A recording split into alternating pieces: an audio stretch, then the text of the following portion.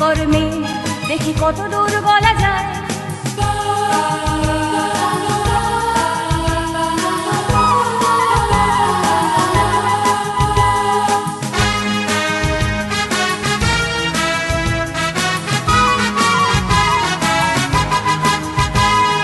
জন্মের আগে মৃত্যু দিয়েছি, জন্মের পরে ভয়, সকালে বিকালে শরীর আগলে লুকিয়ে বাঁচতে হয়।